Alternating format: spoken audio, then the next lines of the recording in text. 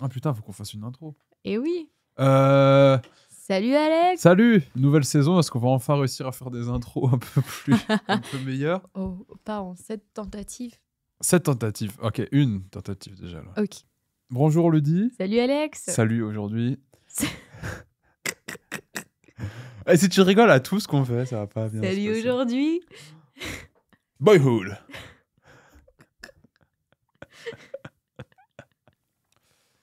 Ouais, salut. Ah, ciao.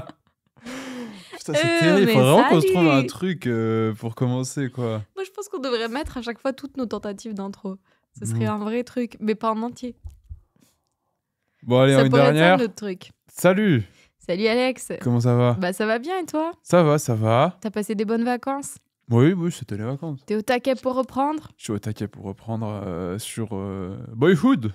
Oui, effectivement, nouvelle saison. Est-ce qu'on appelle ça Nouvelle- comme ça?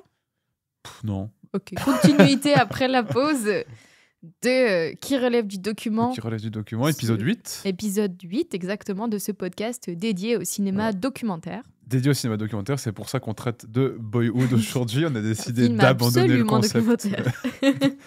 Hop, on fait une pause de 3 mois ou 2 mois et puis on abandonne le concept. Ou on oublie totalement qu'est-ce que... Ou qu'est-ce pas. que quoi. Oh, Spoiler. Non. Spoiler. Suspense. Non. Twist. Twist. Faut pas regarder. Twist, pourquoi? Parce que Boyhood, donc film fiction de Richard Linklater, qui, tu vas l'expliquer, mais un concept tout particulier qui potentiellement le rapproche fortement d'axiomes documentaires, on pourrait dire, en tout cas d'une pratique documentaire. Je te laisse présenter. Oui, bah oui, tu nous m'ôtes lire les ta mots de la petite bouche. introduction. Absolument.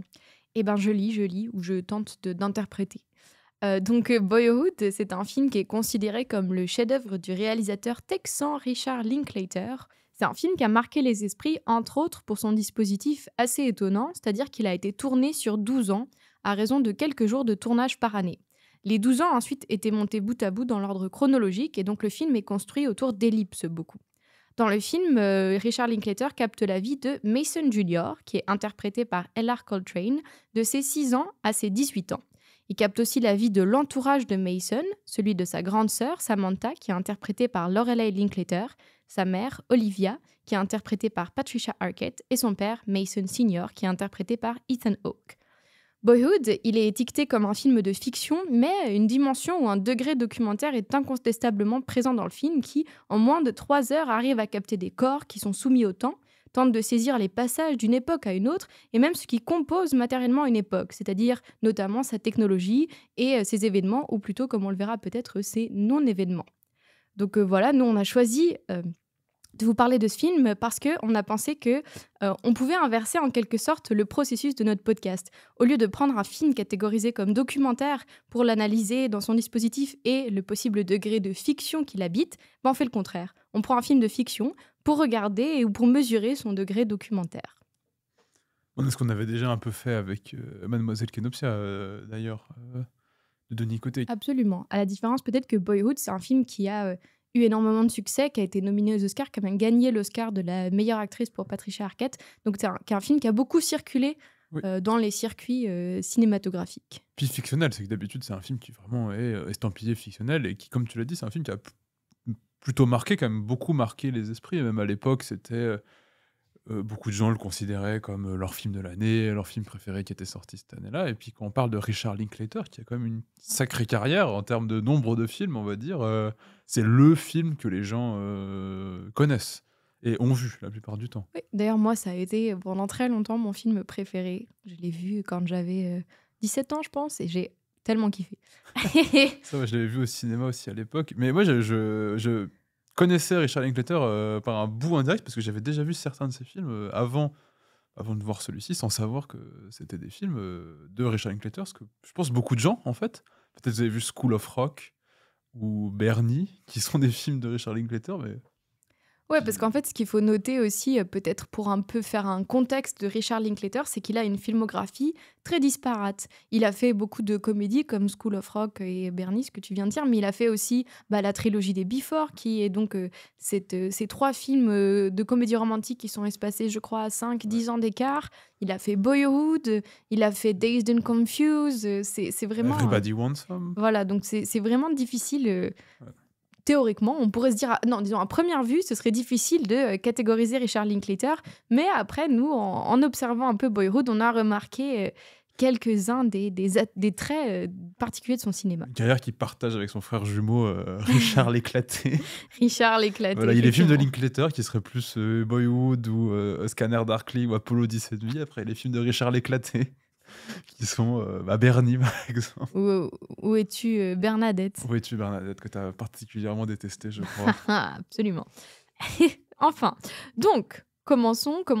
Ouais, commençons. Un petit retour déjà sur ce concept, hein, qui est finalement la chose que retiennent les gens généralement quand on parle de Boyhood. Ah, c'est le film tourné sur 12 ans, où on voit grandir les personnages petit à petit. Et en fait, ce qui est important à dire, c'est que c'est un concept qui n'est pas tant inédit que ça, en tant qu'idée en fait, de cinéma. Et c'est quelque chose qu'on retrouve assez souvent. En tout cas, c'est pas rare de le retrouver en documentaire, d'avoir des films qui sont filmés, comme on dit, au long cours, c'est-à-dire sur une période qui peut être plusieurs semaines, plusieurs mois, ou parfois plusieurs années, où on va voir l'évolution d'une vie de quelqu'un.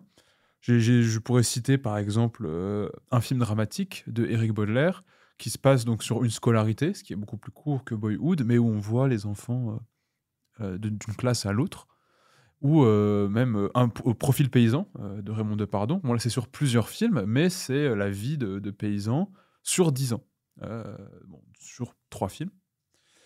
Mais aussi, c'est un concept aussi qui est certes propre au documentaire, mais qui n'est pas non plus inédit en fiction.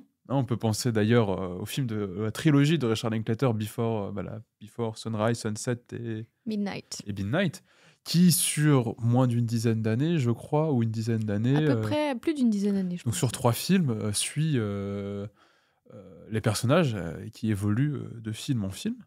Et aussi en série, finalement, parce que la série aujourd'hui, qui est un peu la forme dominante du média cinématographique, embrasse totalement cette idée de développement, parce que finalement Game of Thrones, entre la saison 1 et la saison 7 ou 8, Ouais, je sais plus. c'est un peu Boyhood au Moyen-Âge, hein, parce qu'on voit les personnages vieillir, évoluer. Arya Stark, je crois, elle s'appelle, qui est petite, en fin d'enfance, début d'adolescence au début, et qui est adulte dans la dernière saison. On a vu son corps évoluer, grandir, etc. Son personnage se développer. Sauf que là, c'est sur, effectivement, au lieu de le faire sur 600 heures comme Game of Thrones, on va le faire sur moins de 3 heures avec Richard Linklater. Ce qui est quand même à noter, c'est qu'il a pris ce concept-là pour le faire dans un seul film de 3 heures. Oui, ce qui est quand même assez différent, malgré le fait que, comme tu l'as très bien dit, c'est pas nouveau. Ce qui est peut-être un peu plus nouveau, c'est de le mettre explicitement dans un film de fiction et surtout dans un seul film. Parce que si on regarde les séries, bien sûr qu'inévitablement les gens grandissent parce qu'il y a des durées entre les saisons et entre les tournages. Dans un documentaire, il y aura peut-être la production qui nécessitera de prendre plus de temps, alors que là, c'est un film qui a été explicitement tourné pour ça, pour essayer non seulement de capter, de regarder l'évolution d'une personne sur 12 ans, mais aussi l'évolution des époques pendant 12 ans. Le but du film, une des thématiques principales du film, c'est quand même ça. Ouais. Et il y a... moi, je voulais revenir sur un petit détail que je trouvais intéressant aussi par rapport à ce dispositif, qui est ce que j'ai mentionné dans l'introduction, que en fait, la sœur de Mason dans le film, elle est interprétée par Lorelei Linklater, qui est en fait la fille de Richard Linklater. Et voilà, moi je trouve que c'est quand même un drôle de... L'éclateur ou l'éclaté? Pour ce film, moi je dirais Linklater, mais peut-être que tu n'es pas d'accord avec moi. Elle change d'identité. Ah oui, c'est vrai. Elle n'a pas fait assez de films, ou alors j'en ai pas vu assez pour dire si c'est Linklater ou l'éclaté, Lorelei. Ouais. Mais enfin, moi, je trouve que c'est quand même un geste étonnant de se dire que tu choisis de mettre ta fille dans ce film. C'est pas nouveau non plus que des réalisatrices prennent des personnes de leur entourage. Des fois, c'est pour des caméos ou des rôles plus importants. Mais enfin, là, c'est quand même pas un projet anodin, c'est quand même 12 ans. Donc, c'est quand même prendre ta fille, qui est en fait d'ailleurs, petit fun fact, je connais plein de fun facts sur Boyhood si jamais, mais a presque le même âge que Mason, alors qu'elle est censée être, je crois, 2 ans plus âgée que lui. Donc, de prendre ta fille qui a 6 ans et de la mettre dans un film pour te dire, bah voilà, jusqu'à tes 18 ans, je vais te capter et ensuite je vais le montrer au grand public. Donc voilà, je sais pas pourquoi Richard Linklater a fait ça. J'ai essayé de trouver des entrevues où il expliquait pourquoi il avait casté sa fille. Je ne sais pas, il n'y a pas de réponse. Je trouve que c'est un geste qui pourrait un peu faire le geste de, je sais pas, d'un père qui veut, je sais pas, figer le temps, capter sa fille grandir. Tout le monde tous les parents ont un peu envie de ralentir le temps de leur Il y en a qui enfance. font des cabanes en bois avec, avec leurs enfants et d'autres qui font des films sur 12 ans. Voilà, Absolument. c'est le projet du dimanche finalement. D'ailleurs, autre petite anecdote, je crois que vers ses 15-16 ans, Lorelai Linklater en avait marre d'être dans le film de son père et elle a demandé s'il pouvait tuer son personnage. Et il a dû lui expliquer que c'était pas tout à fait ce qu'il avait en tête pour son film, que c'était pas dans ce genre de dramatisation. Et finalement, je crois qu'elle a accepté de continuer. À chaque fois que tu dis Laurel, ça me fait penser à Gilmore Girls. Alors, dans Gilmore Girls, c'est Lorelai. Ouais, voilà. Mais pour revenir un peu à ce concept, bon, une fois qu'on a dit que c'était pas si inédit, mais qu'en même temps c'est un peu inédit, en tout cas c'est un peu un projet fou de se dire je vais faire ça sur 12 ans. D'ailleurs, il est en train de faire la même chose sur 20 ans et en comédie musicale Oui. en ce moment. Il rajoute des petites composantes pour être plus Mais le intéressant. tournage a déjà commencé, Ouais. ça fait déjà un moment. Oui, bah, il y a un acteur qui a changé entre-temps, donc je sais pas trop comment ils ont géré ça, mais enfin, On verra dans 20 ans. surprise. Oui, c'est ça. Rendez-vous dans 20 ans. Mais ce qui est d'abord d'intéressant à dire, c'est que c'est une modification concrète en fait des modes de production du film et donc c'est pas juste un gadget ou une idée comme ça de dire ah, bah, je vais filmer pendant une semaine ou 2 semaines tous les ans pour faire mon film, c'est que ça change matériellement les conditions de production de ton film. Notamment, quand on parlait de rapport documentaire, c'est que c'est un rapport qui est vachement plus assujetti au réel. Et par exemple, en fiction, d'habitude, bon, bah, c'est possible de faire un film qui va retracer toute la vie d'une personne sur plusieurs années, même toute sa vie, de la naissance jusqu'à la mort, ça a pu être fait. Je pense à Benjamin Button, allez, par exemple. Bah là, ils ont utilisé une technique d'effets spéciaux où on va grimer Brad Pitt avec des effets numériques ou physiques. Ou alors on va changer d'acteur à chaque étape de la vie, comme dans Les Affranchis de Scorsese. Voilà. Je cite des trucs du sommet de ma tête. Mais donc en fiction, parce qu'il y a un certain contrôle qu'on a sur le réel en fiction, et puis en plus on a une plage horaire, on va filmer sur 6 semaines, et ben voilà, il faut que le tournage y rentre sur 6 semaines, et puis paf, ça c'est fait. Alors que là, il y a quand même un truc de base, c'est que il va se rendre dépendant au réel. C'est que certes, il va choisir son acteur à 6, 5 ans, mais il sait pas à quoi il va ressembler. Dans 10 ans, comment il va vieillir est-ce qu'il va être, basiquement, est-ce qu'il va se ressembler au personnage qu'il aimerait qu'il ressemble? Est-ce qu'il va devenir moche, beau, gros, grand, petit? Ça, on ne sait pas. Ça va être assujetti, en fait, à son propre développement qu'il a dans la vie de tous les jours. Ce qui, dans la fiction, d'habitude, on va caster des acteurs en fonction de l'image qu'on aura du personnage, comment on veut l'incarner. Bah là, le film se rend dépendant du corps de son acteur qui va évoluer selon d'autres critères que celui du cinéma, par exemple. Et aussi, on a le fait de produire tous les ans une semaine, ce qui est complètement chamboulé le mode de production du film.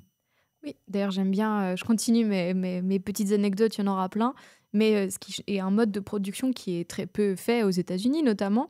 Et d'ailleurs, Richard Linklater raconte qu'il y a quelques années où ses producteurs ont oublié qu'il faisait ce film et donc il a dû produire lui-même. Donc c'est vraiment un mode de production plutôt parallèle à ce qu'on pourrait avoir aux États-Unis, ce qui n'est pas forcément une mauvaise chose, hein, ce qui fait qu'il y a peut-être moins de contrôle des producteurs aussi sur le film et qui fait passer par des chemins un peu plus en marge peut-être. Oui, c'est que c'est complètement à l'ouest en fait, par rapport à comment on fait un film d'habitude. Et il y a cet assujettissement au corps des acteurs, mais il y a aussi au réel, parce que on sait pas, il connaît pas à l'avance les évolutions qui vont avoir les années d'après. On peut se douter à peu près le chemin que va prendre la vie, mais on sait jamais. On voit très bien, nous, dans nos vies en ce moment, à quel point d'une année à l'autre, il semble se passer 10 ans. Tu vois, c'est pas été le cas dans le film et il n'aurait pas pu prévoir un truc comme le Covid, par exemple, qui aurait pu se passer pendant le film. Parce qu'il n'a pas comme il n'a pas prévu, la guerre en Irak, le développement qu'on aperçoit à plusieurs moments dans le film et qui interviennent, comme l'élection d'Obama aussi. Et ce qui est intéressant, c'est que Linklater, quand en interview, il aime bien dire que lui, ce qui l'intéresse, c'est les personnages, c'est le développement des personnages, leur évolution. C'est pour ça qu'il donne beaucoup de place au dialogue et en fait à leur caractérisation. Et là, si c'est pas la plus belle lettre d'amour qu'un réalisateur peut faire aux personnages et aux acteurs aussi, et concrètement, il va filmer l'évolution du corps d'un acteur d'une année à l'autre. Et c'est vraiment rendre hommage aussi à ce développement-là du réel qui agit sur nos corps et tout. Oui, je suis complètement d'accord avec toi. Pour rebondir un peu sur ma petite anecdote de Lorelei Linklater, avec l'étrange réponse de son père, c'est pas ce genre de dramatisation qu'il y a dans le film. Peut-être qu'on peut parler un peu justement de ce qui se passe dans le film. Qu'est-ce que c'est cette autre sorte de dramatisation? Donc, comme on l'a dit très rapidement, bah, ça raconte la vie de Mason de ses 12, non, pas ses 12, ses 6 à 18 ans. Et c'est pas n'importe quelle vie, la vie de Mason. C'est-à-dire que c'est une vie aux États-Unis, au Texas, qui est quand même l'État américain des Américains, quoi. Et donc, ce qu'on suit, c'est quand même ce qu'on pourrait appeler l'American Life, qui est quand même pétri d'un concept qui s'appelle la chrononormativité. Donc, la chrononormativité, c'est quoi? C'est un peu ce qu'on a normé comme étape obligatoire dans une vie. Par exemple, bah, aller à l'école, se faire diplômer, trouver un travail, se marier. Pour les personnes socialisées comme femmes, peut-être leur première règle, la fameuse perte de virginité. Enfin, tout ça. Et c'est pas inintéressant, du coup, de regarder ça à travers la vie américaine, puisque la vie américaine, de par les films qui la dépeignent souvent, elle est extrêmement chrononormée. Je ne sais pas si Richard Linklater en a conscience, mais en tout cas, dans le film, on retrouve énormément d'allusions ou bien de passages obligés. Oui, parce qu'une fois qu'on a parlé du concept du film qui est de filmer sur 12 ans, il faut effectivement se poser la question de qu'est-ce qui compose le film, ces scènes, toutes ces années, qu'est-ce qui allait filmer. Et bah, un des indices de ça, bah, c'est quand même déjà le titre hein, qui C'est nous vrai. annonce la couleur. Donc Boyhood, qui n'a pas été traduit en français pour sa sortie en salle, mais qui peut se traduire, en tout cas une des traductions possibles, c'est enfance ou adolescence. Mais ce qui est intéressant, c'est quand même cette notion de boy dans Oui, le qui est un titre. peu intraduisible en français. Il n'existe Bah, pas le garçon en once. voilà, la garçons. Oui, nous, on a un terme qui serait l'enfance et qui recoupe un tout, mais qui en anglais existe, hein, c'est childhood. Mhm. Donc le film aurait pu s'appeler Childhood, mais non, il s'appelle Boyhood, ce qui est intéressant parce que ça crée déjà une espèce il y a une petite... il y a une tension en fait à l'intérieur de ce titre, moi je trouve, en tout cas c'est mon interprétation, qui serait Boyhood, l'enfance, donc comme une espèce de l'enfance, c'est de concept général de l'enfance qui serait bah, je vais vous raconter une enfance type, ou en tout cas les grandes tranchées que serait l'enfance, et qui serait effectivement cette chrononormativité dont tu parles, qui seraient les points universels par lesquels toutes les enfances, plus ou moins, passeraient. Mais en même temps, Boyhood, en sachant que Richard Linklater est un homme, C'est vrai ça. euh, bah, par le boy et le fait que le personnage principal soit un homme et pas sa fille qu'il a mis dans le film, par exemple, fait qu'en même temps, il va mettre un peu du sien.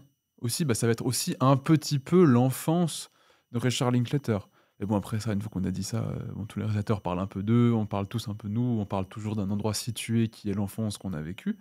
Mais quand même, moi je trouve qu'il y a cette tension entre une espèce d'enfance universelle et son enfance à lui, déplacée dans les années 2000, parce que lui, il est né dans les années 60, et qu'on voit dans un autre film qu'il a fait, pas très longtemps après Apollo. Boyhood, qui est Apollo 10 et qui est un film sur son enfance cette fois-ci. Le sous-titre, c'est Les fusées de mon enfance.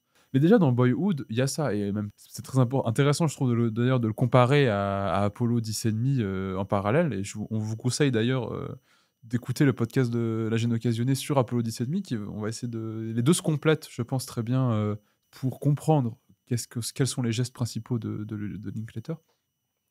Parce que quand on regarde Boyhood, il y a des choses qu'on retrouve dans Apollo 10 qui est bah, déjà le Texas. C'est qu'il aurait pu placer son film en Charente-Maritime, mais non, c'est l'enfance au Texas qui est la sienne. Il y a le baseball, Mason est fan de baseball, comme Richard Linklater semble être fan de baseball dans Apollo 10 il y a plein de petits trucs, même il y a des revues porno qu'on voit aussi. Non, il n'y a pas des revues porno, il y a un magazine de lingerie, et dans Apollo, il y a des revues Playboy. Comme ça, plein de petites, parallèles qu'on peut tisser, entre les 2 films. Donc ce qui est assez intéressant, c'est cette espèce de tension finalement entre universel, qui serait la chrononormativité, excusez-moi, et Il est dur à dire. l'enfance personnelle de Linklater qui, colle à Mason. Mais en même temps, comme ça tu m'avais sorti une anecdote, là-dessus. En même temps, Richard Linklater a été à l'écoute de l'évolution propre de Mason dans sa vie, où tu me racontais qu'au début, il aurait dû être musicien dans le film. En tout cas, c'est ça vers qui il tendait, mais Mason, c'était tu peux expliquer? Oui, bah, après c'est ce qu'il dit donc comme tu me le disais toi quand je t'ai raconté cette anecdote, peut-être toujours prendre avec des pincettes, ce que les réalisateurs disent, mais en tout cas, ce qu'il expliquait dans cette anecdote, c'était qu'à la base, il pensait que Mason allait devenir un musicien, mais qu'en fait Ellar Coltrane a développé une passion pour la photographie et donc dans le film, c'est ça qui se passe, et Mason, devient photographe, en tout cas, tend à devenir photographe. Après ce qu'on a remarqué aussi qui était, un peu intéressant et qui rejoint ce que tu dis avec l'idée qu'il y a peut-être un peu de Richard Linklater dans la vie de Mason, c'est que bon, prendre des photos, c'est pas non plus si loin de faire du cinéma. Ce qui est assez drôle d'ailleurs, parce que Richard Linklater n'est pas un grand cadreur. Non. Si, on peut avoir plein de choses à dire sur son cinéma, mais le cadre, faut avouer que c'est pas exceptionnel. Parce qu'il a l'air de le plus aimer, non? Le plus aimé, et les photos dans Boyhood sont pas les meilleures photos Non. qu'on pourrait voir non plus, ce qui est assez marrant finalement. On Petite espère que anecdote. c'est pas Ellar Coltrane qui les a pris, sinon bon, il a une Ouais. carrière d'acteur maintenant, il a été aux Oscars. Bon bah, il a mieux réussi que nous, de toute façon. C'est vrai. Est-ce que tu veux dire, compléter encore des choses avec le titre, Alexandre? C'était juste pour dire que Richard Linklater parfois a l'air de faire les choses simplement. On va faire un film sur la vie de quelqu'un, mais finalement, quand on creuse un peu, il y a toujours un peu plus de complexité que ce qu'il a l'air de faire. Ça me fait penser à Dazed and Confused, par exemple, qui est un teen movie, qui est estampillé teen movie et qui reprend les grandes eaux du teen movie, mais quand on regarde plus précisément, il en contourne quand même beaucoup de passages obligés pour en proposer autre chose. Et c'est un peu la même chose avec Boyhood, mais on va préciser ça dans notre développement. Bah, c'est exactement ce que j'allais faire. En fait, j'allais rebondir sur ça en disant effectivement, si on revient à cette chrononormativité et à ces passages obligés, bah, qu'est-ce qu'on a comme passage obligé? Bah, c'est clair qu'on a un peu tout ce qui compose l'enfance. On a bah, aller à l'école, on a bah, peut-être la première copine, la première soirée. Vers la fin, on va voir la remise des diplômes, le départ à l'université. Donc tout ce qu'on a un peu l'habitude de voir, mais qui sont pas toujours montrés comme on pourrait l'attendre. C'est-à-dire, moi j'ai appelé ça montrer toujours un petit peu à contre-temps. Et c'est-à-dire que souvent, Richard Linklater choisit de montrer avant l'événement, le passage obligé ou après le passage obligé. Je vais prendre deux exemples. Mason, ce qu'on pourrait imaginer qui va être sa première copine, c'est quand il est enfant à l'école et on voit une petite fille lui donner un petit papier où je crois qu'elle lui dit que sa coiffure est jolie ou qu'elle l'aime bien. Donc on se dit, ah, peut-être qu'il va se passer quelque chose. Et en fait, on ne le verra jamais. Ça s'arrête, la scène coupe à peu près à là. Et je sais plus si on change d'époque après, mais en tout cas, on revoit pas cette petite fille. Et le Apple Quit aussi, Oui, Apple Quit Apple Mason. Quit Mason, exactement. Donc Qui est ça, on va pas le voir. qui est une autre petite fille un peu plus tôt qui a l'air, je sais pas si on dit flirter pour des enfants de 5 ans, mais qui a l'air de rigoler en tout cas avec Mason. Bon, je trouve qu'elle se moque plus qu'elle rigole. Après, Oui, bah, on peut supposer, on peut effectivement. supposer. Donc cet élément, c'était plutôt pour montrer que là, on va se situer avant le passage obligé. On ne va pas voir si relation il y aura entre Mason et ses petites filles. Un autre exemple qui se passe bien plus tard dans le film, c'est la remise des diplômes de Mason. Et la scène va commencer après la remise des diplômes. On va être dans la voiture avec Mason et un de ses amis qui rentrent de cette remise des diplômes pour aller à une fête organisée par sa mère pour le féliciter. Donc on va pas la voir, cette remise des diplômes. Et c'est un peu souvent comme ça d'ailleurs. Souvent, Richard Linklater va décider de ne pas montrer l'événement, mais de montrer peut-être l'impact ou la préparation de cet événement. Oui, pour les petites amies aussi, pour préciser, c'est que la première copine officielle qu'a Mason, bah, on la voit, ils sont en train de s'embrasser à l'arrière d'une voiture, mais on ne sait pas, est-ce que c'est le premier jour où ils se sont mis ensemble? Est-ce que ça fait longtemps? Est-ce que c'est sa première copine ou est-ce que c'est la 2, 3, 4? Ça, on le saura pas. On sait juste qu'à ce moment-là, il a une copine. En plus, on voit même pas son visage, donc on sait pas qui c'est. Et plusieurs scènes plus tard, ou époques plus tard, il aura toujours une copine qui a l'air de ressembler à cette personne, mais on n'est pas sûr non plus, on ne sait pas, on n'a jamais vu, est-ce que vraiment c'était cette copine? Donc cette autre copine qu'il aura, qui est un peu sa première relation vraiment stable, on comprend. Bon, on ne sait pas non plus, est-ce que c'est la première, la deuxième, la troisième? Oui, puis etc. d'ailleurs, on les voit pas non plus. On voit aucun des moments des étapes obligées de cette relation. C'est-à-dire la première fois qu'on va voir vraiment cette fille, c'est dans une soirée où ils vont discuter ensemble. Puis il va y avoir une ellipse. On va être dans une autre époque et ils vont être ensemble. Ils vont se rendre là où, dans la ville universitaire de la grande sœur de Mason. Et là, ils sont clairement en couple. Puis ellipse, on est de nouveau à l'époque d'après et ils sont plus en couple. Donc on n'aura pas vu quand ils se sont mis ensemble. On n'aura pas vu la séparation. On aura juste vu l'avant, le milieu et la fin de la relation. Ouais. L'après-rupture. Ouais, l'après-rupture, exactement. C'est ce qui se passe. Mais ce qui est intéressant avec cette chrononormativité, c'est que Richard Linklater a pu être appelé un cinéaste du pastiche, ou toi, comme tu l'avais appelé dans ta critique de Hitman, où tu disais que c'était son dernier film, donc le dernier film de Richard Linklater, tu disais que c'était un cinéaste du cliché. Mhm. Donc c'est un cinéaste qui aime bien en fait tourner autour du cliché, tourner autour du pastiche ou de la parodie, en tout cas de cette idée en fait de reprendre certains codes, un espèce de surcinéma ou de déjà là cinématographique qui existe, que lui il pourrait se glisser dedans ou s'emparer pour ensuite détourner. Et je vais parler de Dazed and Confused. Et par exemple, Dazed and Confused peut être lu à la lumière d'un pastiche d'American Graffiti de George Lucas, qui est un des teen movies essentiels du cinéma américain, où la voiture, qui est très importante dans American Graffiti, est très importante dans Dazed and Confused, mais à d'autres niveaux, où les jeunes ne font que se promener en voiture. La voiture est un lieu de discussion, de locomotion. Il y a tout le passage où ils cassent des boîtes aux lettres, où ils se font agresser, ils leur tirent au pistolet dessus. Mais il y a en tout cas, la voiture prend une place, mais un peu détournée. Et ce qui est intéressant aussi dans le teen movie, c'est que le teen movie, c'est souvent, toi tu connais mieux le sujet que moi, C'est vrai, je suis expert en teen movie. mais c'est que souvent c'est des lieux de passage. C'est des moments de passage d'un état à un autre. Ça va être la fin du lycée, ça va être même le bal du lycée, le C'est rentrée à vrai. C'est l'université. vrai que si on reprend d'ailleurs une grande trilogie des teen movies qui s'appelle High School Musical, dans le 2 et le 3, ça commence à être beaucoup une thématique présente. Waouh, j'intellectualise High School Musical. Je ne pensais pas faire ça un jour.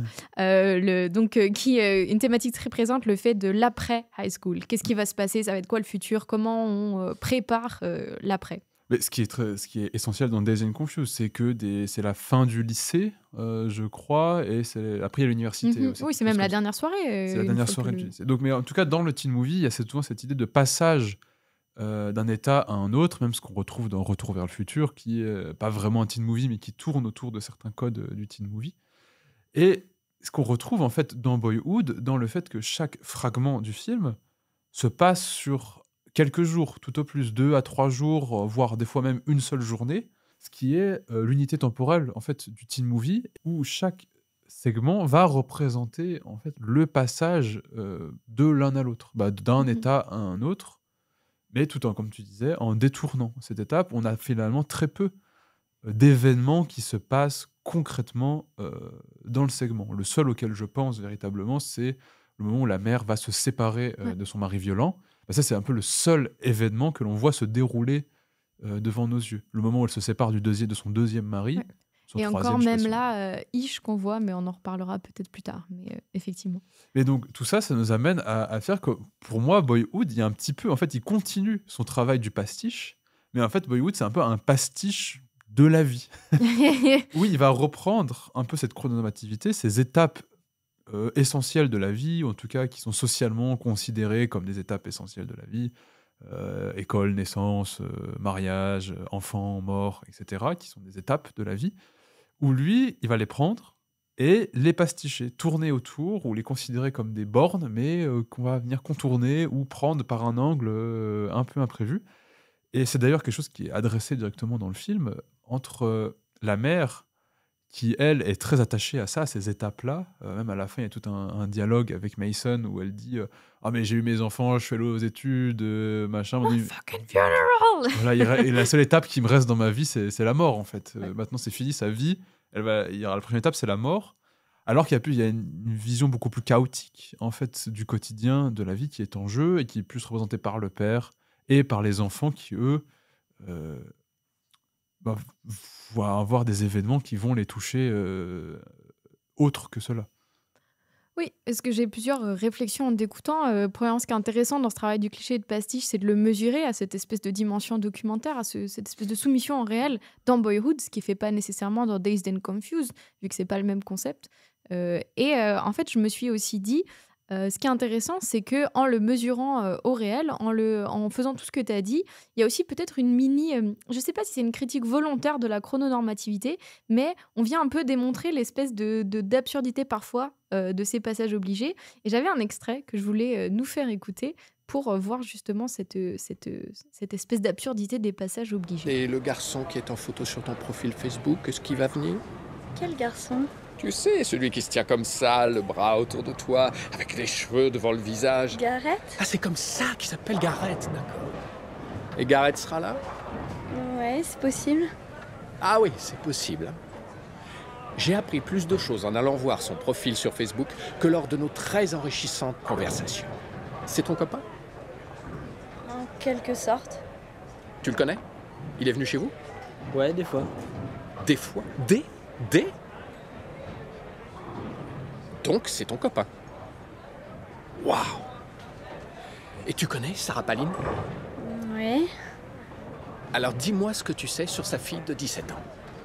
Elle est enceinte? Exactement. Et maintenant, dis-moi une chose que toi, tu ne seras pas d'ici 2 ans, quand toi aussi tu auras 17 ans comme elle. Enceinte? C'est ça.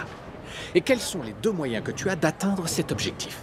Le premier, c'est de ne pas avoir de rapport. Hein? Ça, c'est le premier moyen. Mais c'est pas forcément une bonne idée. Ça n'a pas bien marché pour votre mère et moi. Alors c'est quoi le second moyen? Eh, tu vas où? Aux toilettes? T'as pas besoin d'y aller. Assieds-toi. Allez. Alors, c'est quoi le deuxième moyen? Hein? Est-ce que votre mère vous parle de ce genre de choses? Papa. Réponds. Est-ce qu'elle vous parle de contraception? Hein? Par exemple, les préservatifs. Est-ce qu'elle vous en a parlé? Quoi? Papa. Est-ce que Gareth a des capotes? Quoi? S'il te plaît. Eh, calme-toi. S'il te plaît, Sam. Il faut qu'on puisse parler de ça. Je suis sûr qu'on peut y arriver. Allez, reste avec moi, d'accord? C'est aussi dur pour moi que pour toi. Mais c'est important.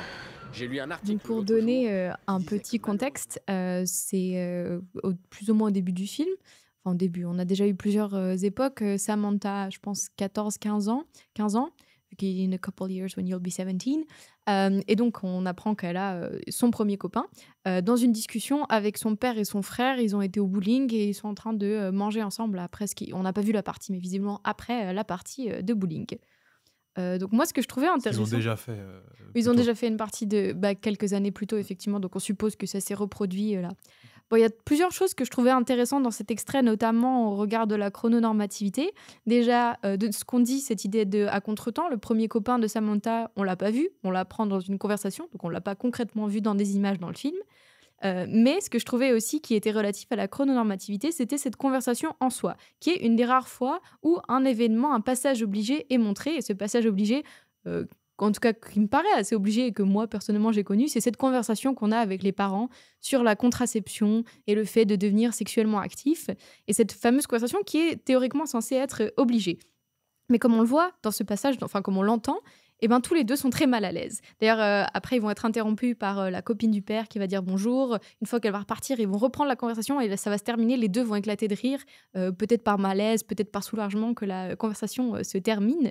Et ce qui est intéressant, c'est que cette conversation, euh, elle est terrible pour tout le monde. Elle est hyper gênante et on peut se demander pourquoi. Pourquoi est-ce que cette conversation devrait avoir lieu entre un parent et un enfant? Pourquoi est-ce que ça ne pourrait pas être fait autrement? Je prends un autre exemple qui s'appelle Sex Education. Une autre série, c'est pas une série Boyhood, mais une série. Qui est Euh, un teen movie, qui est très inspiré Oui, d'ailleurs du teen exactement, movie. qui est un teen movie en Angleterre. Et en fait, cette série, ce qu'elle met de l'avant, notamment, beaucoup de gens ont dit ah, ça met de l'avant beaucoup d'orientations sexuelles, différentes conceptions du genre. Mais ce qu'elle met en avant surtout, c'est la capacité des adolescents à s'auto-éduquer sur le sexe, vu que c'est à travers le personnage principal que les gens vont venir discuter de leurs problèmes sexuels. Donc, comme on le voit, c'est pas forcément un passage obligé. Il y a d'autres façons de pouvoir discuter des relations sexuelles, notamment les enfants entre eux. Et ce que j'aimais bien du coup dans cette scène, c'était de montrer que ce passage obligé, eh ben, il est gênant, qu'on ne sait pas trop pourquoi on le fait, mais we have to be able to talk about this, dit le père. Ben, pourquoi we have to be able? Parce que c'est comme ça que ça se fait théoriquement. Et j'aimais bien ce que l'autrice Sandra Lucbert disait, c'était qu'une norme, bah, c'est ce qui ne se voit plus, ce qui paraît pas normal et qui à présent est devenu comme totalement normal. Et ben là, on ne sait plus pourquoi on doit faire cette conversation parce que c'est devenu normal. Après, on va pas rentrer dans un débat sur l'utilité de l'éducation sexuelle par les parents, ce qui est un long et grand débat à avoir, mais qu'on n'aura pas ici parce qu'on n'en a pas les clés. Nous, on parle de Absolument. cinéma et d'esthétique, et effectivement, c'est toujours intéressant, important de se poser une question quand on voit ce genre de scène. C'est pourquoi cette scène est là, et si on se place dans un truc un peu global, c'est qu'il n'y a aucune scène qui est obligatoire dans un film, et un réalisateur qui décide ou non de faire une scène qui semble obligatoire, c'est un choix. Alors, est-ce que c'est juste un réalisateur médiocre qui décide parce qu'il il est un peu médiocre de reprendre toutes les scènes obligatoires, ou est-ce qu'il y a effectivement un travail qui est fait autour de celle-ci? Et c'est quand même une scène intéressante au point de vue où c'est pas non plus le passage obligé le plus Évident. obligatoire Comme tu qu'on l'as a. dit, c'est pas un passage qui est notamment institutionnalisé, comme pourrait être le mariage ou la remise de diplôme. Oui. Et oui, ça, c'est pas un passage institutionnalisé, c'est tout à fait vrai. Et surtout, c'est une scène où où il se joue plusieurs trucs. C'est pas juste une scène sur l'éducation sexuelle de Samantha. On a la nouvelle copine qui arrive. C'est aussi pour ça que c'est drôle, parce qu'il y a une espèce de parallèle entre la vie sexuelle du père et la vie sexuelle de l'enfant. Oui, d'ailleurs, les Où- enfants le teasent un petit peu après en mode Exact. est-ce que c'est ta copine etc. Oui, une espèce d'incursion comme ça de sa vie sexuelle dans la discussion à lui. Donc, est-ce que lui a besoin d'une éducation à tout ça, sachant que lui a eu des enfants hors mariage, qui n'ont pas l'air véritablement voulus non plus. Ouais, On comme apprend, il le dit dans le dialogue. Terrible. ouais, qu'on apprend un peu plus tard qu'ils sont restés ensemble parce qu'ils avaient des enfants, et c'était le break-up sexe, en fait, le jour où ils ont eu des enfants. 4 more years. Mais ce qui est un peu... Voilà, il y a plusieurs choses qui se jouent dans cette scène, notamment, on en parlera plus tard sur la technologie, mais l'arrivée de Facebook. C'est la première fois que Facebook est mentionné Oui, dans cette absolument. scène. Et ce qui est assez intéressant d'ailleurs de voir que Facebook n'est pas... Il n'y a pas un gros plan sur regardez, Facebook est arrivé dans la vie des gens comme ça, qui pourra commencer une scène. Facebook, c'est 2007, quelque chose comme ça. Alors, je suis pas spécialiste en Facebook, donc je te fais entièrement confiance. Mais où, ce qui est intéressant, c'est de voir que Facebook arrive par le pan de l'utilité. C'est que comment on apprend que Facebook arrive? C'est le père qui apprend des choses sur sa fille par Facebook. Facebook arrive dans le film par l'angle de ce qu'il change dans la société. Mhm. Et effectivement, qu'on apprend des choses sur la vie des gens par un tiers qui est un réseau social. Oui, absolument. Je vais rebondir sur ça, mais pour terminer par rapport à cet extrait, ce que je trouvais intéressant avec l'extrait que dont tu as parlé, de la mère de Mason qui fait cette espèce de crise par rapport à toutes ces étapes qu'elle a vécues, c'est que les deux moments où on voit des scènes qui pourraient être relatives à ces passages obligés, c'est pas montré comme quelque chose de particulièrement positif. Dans un, c'est une scène plutôt malaisante, dans l'autre, c'est une scène plutôt triste. Ouais. Voilà, donc je trouvais ça intéressant que les moments où on voit des étapes, eh ben, c'est plutôt pour voir qu'elles sont pas si pratiques, pertinentes que ça, ces étapes. Mais d'ailleurs, dans la scène, elle a encadré la première photo de Mason qu'il a jamais pris ou quelque chose comme ça, et lui s'en fout. Lui il dit non, mais moi je m'en fous de cette première photo, elle est pas terrible. Absolument. C'est genre. Donc on voit vraiment une espèce d'idéalisation en fait de la première photo qui doit être une pierre très grande, et puis surtout qui devient une pierre à rebours, parce que s'il n'avait pas continué dans la photo, cette première photo, on s'en foutrait. Cette photo-là devient importante parce que sa vie a fait qu'il est devenu photographe. En tout cas, il aimerait devenir photographe professionnel. Mais sinon, c'est un truc comme un autre, chaotique comme un autre, mais qui a gagné une charge symbolique par le passage du temps. Mais ce qui est un point intéressant, peut-être qu'on peut en parler maintenant du coup, qui est le fait qu'on pourrait, on pourrait tenter de qualifier Richard Linklater comme un cinéaste de la nostalgie, vu qu'il joue beaucoup avec le temps et que du coup le passé, mais tout comme le présent et le futur, pourrait avoir un impact ou une prédominance dans son film, mais que cette scène, et notamment d'autres scènes dont tu vas peut-être un peu parler, montrent qu'en fait, pas nécessairement. Là, par exemple, avec cette photo, on voit qu'il y a clairement, pour le personnage de Mason, n'est pas montré comme quelqu'un de nostalgique vis-à-vis de son passé. Et d'ailleurs, si on regarde le concept de Boyhood, c'est d'être pas vraiment tourné vers le passé, ou dans le sens, oui, le passé va exister, puisque toutes les époques vont être présentes dans le film, mais qui est plutôt centré sur le présent, sur capter l'époque qu'on est en train de filmer pendant les jours de tournage de cette année-là. Et Linklater, vu qu'il est un peu insaisissable, on l'a beaucoup dit, c'est un cinéaste du bonheur, c'est un cinéaste du pastiche, du cliché, comme on a dit, c'est un cinéaste du temps. Mais quand on regarde, par exemple, si on le considère comme un cinéaste du temps ou de la nostalgie, peu importe, quand on l'oppose à l'autre grand cinéaste du temps qu'on connaît aujourd'hui, qui est Christopher Nolan, Mais ce Grand rapport... cinéaste, c'est peut-être... Ouais, cinéaste du temps. L'autre cinéaste qu'on appelle du temps, voilà, rectifions les choses, on n'est pas du tout dans la même appréhension du temps. On n'est pas dans des strates temporelles qui s'entrecroisent où le Linklater est incapable de raconter le présent sans le croiser au passé, au futur, ou en te disant qu'en fait le futur il est en noir et blanc parce que peut-être que le futur en fait c'est un peu le passé, je sais pas quoi. Non, c'est quand même quelque chose qui est très linéaire, mais effectivement que tu dis, ce qui est très vrai, c'est que quand même quand on réfléchit un peu au processus de production de Boyhood, c'est que c'est une sacrée zumba parce que c'est Je pense que euh, c'est comme ça qu'il le décrit. ouais, oui, il me l'a dit l'autre jour. C'est parce que c'est filmé au présent des événements qu'on va voir dans le futur au passé. Je sais pas si c'est clair ce que je dis, mais c'est que quand... Aussi clair qu'un film de Nolan. C'est clair qu'il y a un film de Nolan, mais ce qui est pour dire, c'est que quand il filme ces scènes au présent, bah, il pense à son film qui va sortir dans 12 ans et comment, dans 12 ans, je vais regarder ces scènes. Donc, c'est-à-dire, qu'est-ce que je vais mettre dans mes scènes pour figer l'époque, qu'est-ce qui est important pour mes personnages à cet âge-là, mais aussi dans l'époque, parce qu'on va le détailler un peu. Boyhood, c'est aussi un grand film sur l'époque, sur les époques et sur le passage du temps. Et je veux dire, là où on pourrait considérer comme Richard Linklater comme un petit cinéaste, un peu, voilà, qui a fait quelques bons films, je veux dire, ça, c'est comme une question essentielle. Je veux dire, là, on est dans une problématique hegelienne, presque, j'ai envie de dire, c'est-à-dire, est-ce que le futur est contenu dans le présent? Est-ce que c'est une simple actualisation des choses qui sont dans le présent? On sait que le présent est le résultat du passé, mais est-ce que le futur n'est que le résultat du présent? Et est-ce qu'on peut changer finalement son destin, en tout cas pas son destin, mais est-ce qu'on peut avoir un quelconque impact sur le futur, ou est-ce que tout est déjà contenu ici? Et je veux dire, ça c'est quand même des questions philosophiquement qui sont pas simples à répondre et qui sont massives, et que Boyhood traite, c'est-à-dire à quel point la scène que l'on est en train de voir est le résultat de celle d'avant, et à quel point celle qu'on va voir après est liée à celle-ci, et comment on écrit ça et comment on le filme. Oui, et moi, ce que je trouve qui est particulièrement intéressant, c'est que ces questions-là, elles peuvent exister parce que le dispositif de Boyhood le permet. Et ce dispositif, c'est ce montage chronologique. Il n'y a pas de va-et-vient entre les scènes, il n'y a jamais de rappel ou de flashback. Il y a toujours, comme je l'ai expliqué au début, les époques sont mises bout à bout les unes aux autres. Ce qui permet de se poser cette question-là, parce que du coup, on ne sait pas ce qui va se produire et on ne voit pas exactement, explicitement, l'impact des choses qui se sont passées dans les époques, parce que, on va y revenir peut-être aussi, mais il y a peu de rappels ou de suites à des narrations, des petites narrations. Notamment, à un moment, la mère quitte un mari violent, qui est quand même présent pendant 3 ans, et on n'aura pas de nouvelles de lui. On ne saura pas ce qui s'est passé par rapport à ça. Oui, ça c'est un truc qui reprend, mais qui est présent chez Linklater dès le début, dès ses premiers films, qui dit en fait récupérer des structuralistes, et notamment des films de Ackerman et Jarmusch.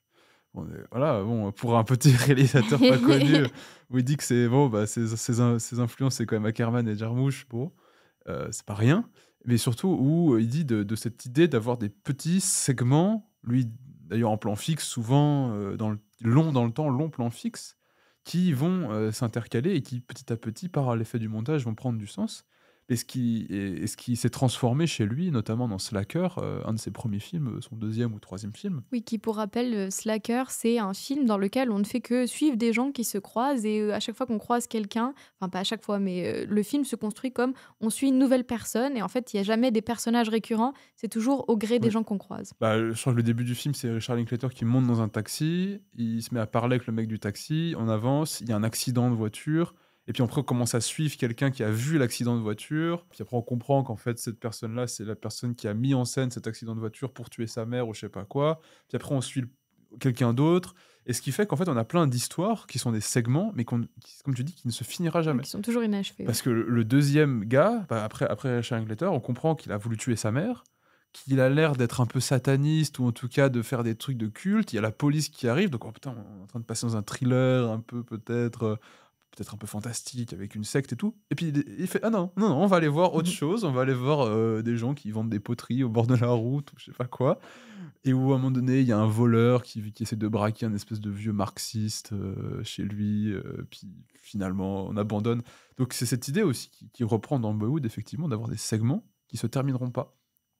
et ce qui est avec la chrononormativité et avec l'hégémonie narrative aussi, c'est de pas terminer les choses. C'est pas un truc habituel. Normalement, une storyline, au début, milieu, fin. Et là, comme tu l'as dit, il y a plein de trucs qui ne seront pas terminés.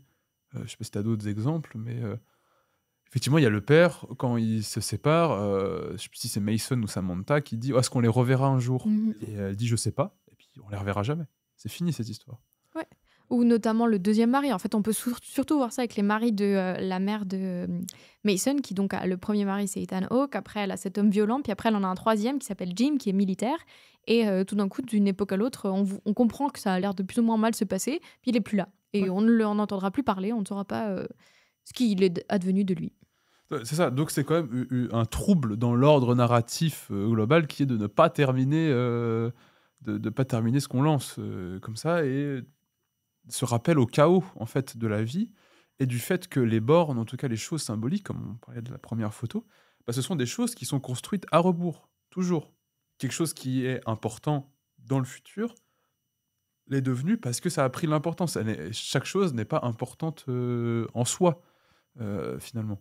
Mais en tout cas, ce sont des idées que le film brasse Mhm.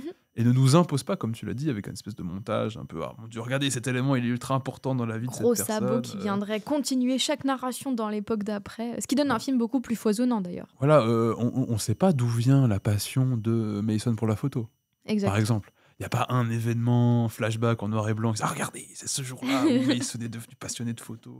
Non. Je sais plus comment on apprend ça. Je crois que c'est le père, jour où il est, le beau-père qui offre un appareil photo à Mason. Ah Et oui, puis, c'est vrai. je crois qu'Ethan Hawke dit: Ah, ça lui plaît. Ça a l'air de lui plaire. Et ils font: Ouais, c'est cool, ça lui plaît. Et puis c'est tout. Bim, boum, bim. Bim, boum, bim. C'est vrai. Néanmoins, il y a quand même quelques petits transitions qui sont effectuées. C'est pas des ruptures toujours nettes. Et je me suis dit que on pourrait peut-être un petit peu regarder ça. Je te propose d'abord, si tu veux, de nous parler un petit peu de ces transitions d'une époque à l'autre. Ensuite, moi, j'ai envie d'un peu expliquer certaines ellipses qu'on va pouvoir voir et certains passages. Oui, parce qu'il y a comme une chose qui est remarquable et qui est un peu prosaïque à dire, mais qui est les passages d'une époque à l'autre, déjà se fait sans carton. Il n'y a pas 2006, 2007, 2008. C'est qu'on passe tout de façon fluide, on va dire, d'une époque à l'autre. Et instinctivement, on a toujours, en tant que spectateur, on sait.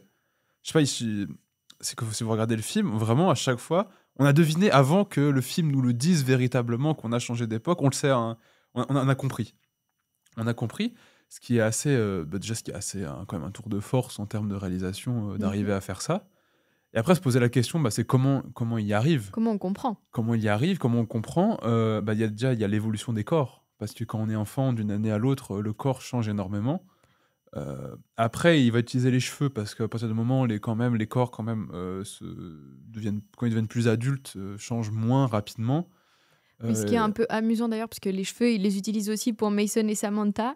Et pour Mason, c'est la longueur. Et pour Samantha, c'est la couleur. C'est vrai, elle a changé de couleur Donc de elle a les cheveux. cheveux noirs, les cheveux rouges. Et puis on le voit très bien que par exemple Ethan Hawke et Patricia Arquette, où eux changent beaucoup moins. Bon, Ethan Hawke devient beaucoup plus beau au fur et à mesure du film, je trouve en tout cas. Waouh, t'as des choses à nous dire, Alexandre? Non, mais au début il est pas très beau, hein, en fait, Ethan Hawke. Hein.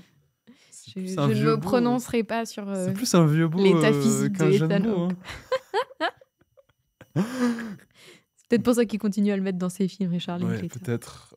Et puis, on parlera plus tard de la technologie et tout ça, qui a une place très importante dans tout ça. Oui, les plusieurs choses que moi j'avais remarquées dans les transitions, c'était cette chose dont tu m'avais parlé, c'était qu'on commence toujours par une sorte de reprise de là où on s'est arrêté. Par exemple, à la fin de l'époque où Olivia a quitté son mari, on finit sur elle qui amène Mason et Samantha à l'école. Et l'époque d'après, je crois que Mason, je sais plus s'il va de nouveau dans une école, ou en tout cas c'est de nouveau une scène d'école. Et c'est souvent Ils déménagent à Houston, et ils arrivent à Houston, et le plan d'après, on pourrait dire c'est le lendemain matin, et ils vont à l'école, et en fait, les deux scènes sont en continuité, parce qu'ils arrivent le soir, et le près c'est le matin, donc on pourrait dire, jump cut, on passe à l'école, mais en fait non, il y a un an qui s'est passé entre les deux. Oui, c'est ça. Et c'est souvent des espèces de reprises comme ça, notamment avec sa première copine. On finit, quand ils vont rendre visite à sa sœur à l'université, par les deux, je crois, dans un lit, ensemble. Et l'époque d'après commence par une scène qui va nous faire comprendre qu'ils ont rompu. Enfin, une C'est séquence.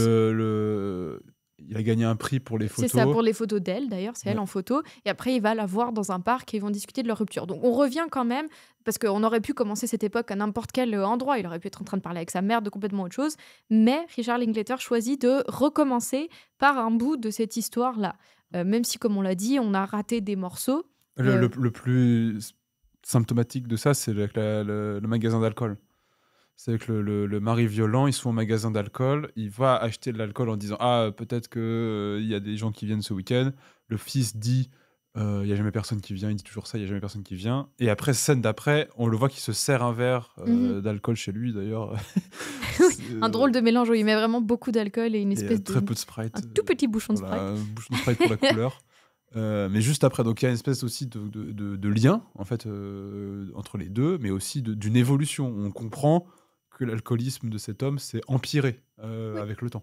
Et donc ça, c'est quand même une technique scénaristique et de mise en scène très pratique pour nous faire comprendre qu'on a changé d'époque, parce que on nous remet dans le contexte qu'on a quitté, mais en même temps, des choses ont changé. Donc on comprend qu'il y a eu une partie qu'on a manquée, donc que vraisemblablement, on n'est pas au même moment. Donc ça, c'est une des choses qui participe aux transitions. Une autre chose que j'ai beaucoup aimé, c'est comment on voit le fait que les enfants grandissent à travers ces nouvelles époques, ces changements d'époque, mais de manière très subtile. Je vais prendre un exemple concret. Pendant environ les 3/4 du film, Mason est toujours sur le siège passager dans les voitures parce qu'il est trop jeune pour conduire. Donc on le voit souvent se faire emmener d'un endroit ou un autre. D'ailleurs, à un moment, il doit même rejoindre sa mère à l'université puisque sa sœur a oublié de venir le chercher et visiblement, il ne peut pas rentrer à pied chez lui. On suppose que parce que c'est trop loin. Et je pense que c'est sa 16e année. On commence sur Mason chez lui, qui discute avec sa mère. Et puis finalement, il sort de la maison, il entre dans une voiture, il démarre et il part. Et voilà, en une scène, en un plan, on a compris qu'entre-temps, il a eu son permis de conduire. Et moi, je trouve que c'est hyper efficace, parce que du coup, on le réalise pas, mais on comprend qu'il s'est passé du temps. Oui, il y a la scène où sa sœur quitte la voiture et lui, il passe il se met devant aussi à ce moment-là. Oui, absolument. Parce qu'il y a un âge à partir duquel on a le droit de se mettre devant, ce qui pourrait être. Voilà. Maintenant, il a l'âge de se mettre devant. Oui, et d'ailleurs, tu as un peu parlé de la voiture, je vais un peu approfondir, où ce qui est intéressant, c'est que c'est aussi une grosse part du film. Il y a beaucoup, beaucoup de scènes de voiture, on a quand même noté les deux. Et ce qui est en soi comment ça, j'ai une dépiction, ça se dit le mot dépiction? Non. En tout cas, ça montre. C'est ça un dépeint. anglicisme un peu barbare, je crois. A depiction, ça dépeint de manière assez concrète et correcte la structure et la géographie des villes américaines qui sont construites pour la voiture.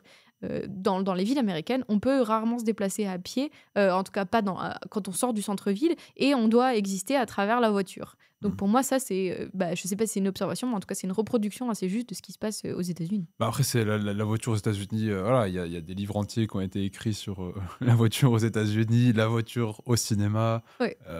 tout ça. Et comme on l'a dit, ça fait partie de l'ADN du cinéma américain, de toute façon, la voiture, du teen movie encore plus, parce que c'est le symbole de la libération spatiale de l'enfant ou de l'adolescent qui d'un coup devient libre géographiquement. Il peut aller n'importe où. Oui, d'ailleurs, de lui-même, dans la dernière époque, qu'est-ce qu'il fait, Mason? Il se conduit tout seul à l'université.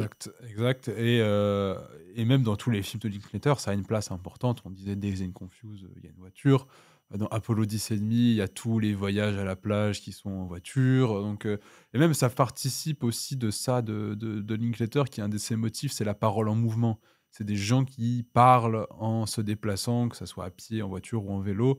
Comme on disait, Slacker, le film commence par Richard Linklater qui débite dans une voiture. Oui, c'est quoi Before Sunrise et Before Sunset? C'est des gens qui marchent dans une ville et qui discutent.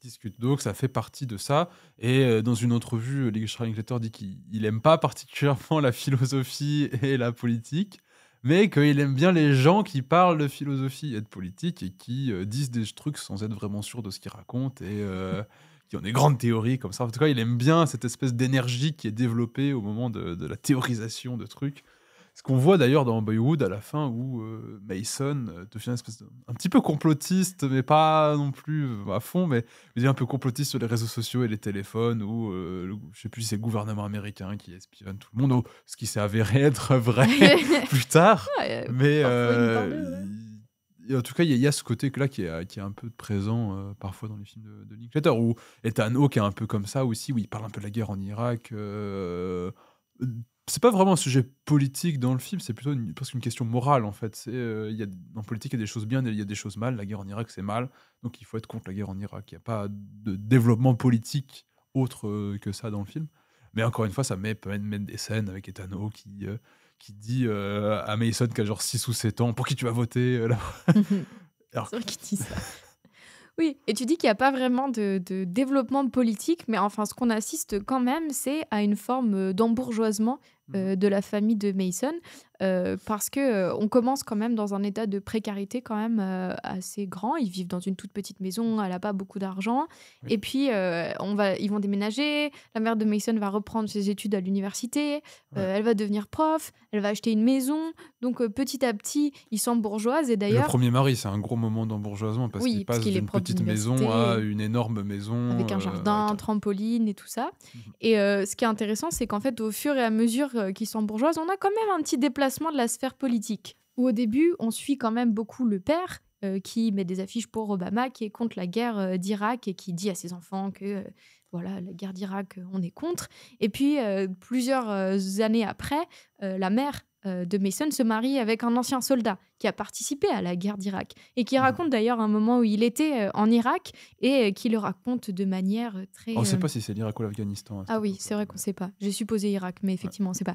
En tout cas, qui est un soldat qui était envoyé sur le terrain et qui raconte des anecdotes de guerre et tout le monde l'écoute avec une forme d'empathie ou peut-être presque d'admiration. Je sais pas, cette espèce de sollicitude bizarre qu'on écoute. Et notamment Mason qui intervient à table, ce qui est encore une fois une preuve d'évolution. C'est le moment où Mason, en tant qu'adolescent, peut intervenir dans les discussions d'adultes. Donc, encore une fois, Et à la table des adultes. Et à la table des adultes, encore une fois, c'est un marqueur d'évolution qui est subtil, qui est vraiment Absolument. Il y a quand même des façons un peu plus gros sabots de montrer qu'un enfant a évolué. Oui, autre figure qui s'embourgeoise, le père de Mason, qui est d'abord montré au début, il n'est pas là la première année, parce qu'il est sur un paquebot, je sais plus où. Non, il est en le- Alaska, il travaille il est sur en un A- bateau en Ah oui, c'est Alaska. ça. Dans ma tête, c'était un paquebot. Je sais pas pourquoi j'ai voyage. Et donc, il arrive, il est musicien, on le voit vivre en colocation avec un autre musicien, une colocation un peu, comment on appelle ça, une garçonnière, avec un peu plein de déchets partout, ce qu'on peut imaginer comme cliché de deux mecs qui vivent ensemble. Et puis, tout d'un coup, à une époque, on le voit, enfin non, on voit une transition où il commence à avoir un travail, je crois dans les assurances, il me Ouais. semble. Et puis, à une époque, tout d'un coup, on découvre qu'il est marié maintenant, qu'il a une femme et un enfant, et pas que ça, il a une femme et un enfant qui sont issus d'une famille qui est très religieuse. Et donc, on voit peu à peu le père qui, entre guillemets, rentre dans le rang aussi, finalement. Ouais, exactement. C'est que si on veut parler politique dans Boyhood, il faut quand même regarder un peu quels sont les récits de vie en fait que met en scène le film, en tout cas les développements.